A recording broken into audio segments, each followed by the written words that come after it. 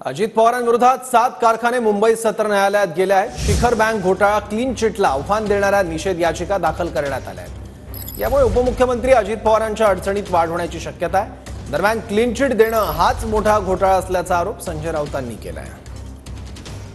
शिखर बँक घोटाळा संदर्भात क्लीन चिट मिळणं हाच एक मोठा घोटाळा आहे.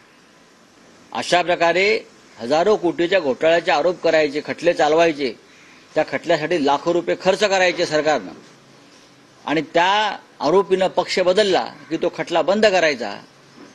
लाखो कोट्यवधी रुपयाचा जो खर्च झाला खटला चालवताना, ते तुम्ही कोणाच्या खिशातून घेणार? देवेंद्र फडणवीसांच्या की नरेंद्र मोदी आणि अमित शहाच्या पगारातून कापणार? जे आरोप राष्ट्रवादी काँग्रेस पक्षावर किंवा काँग्रेस पक्षावर गेले ते सगळे देवेंद्रजींनी केले, आणि क्लीन चिट पण देवेंद्रजीच करतात.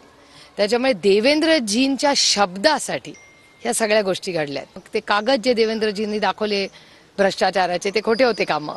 अजितदादांच्या अडचणी वाढत आहेत, कारण की शिखर बँक प्रकरणी त्यांना क्लीन चिट दिली, त्याच्याच विरोधात काही 7 साखर कारखाने हायकोर्टात निषेध याचिका दाखल केली. असं आहे की क्लीन चिट दिल्यानंतर वास्तविक या गोष्टीची काही आवश्यकता नाही. अजितदादांवर कुठलंही दोषारोपपत्र सिद्ध होऊ शकत नाही. चूक केलीच नाही तर घाबरायचं काही कारण नाही.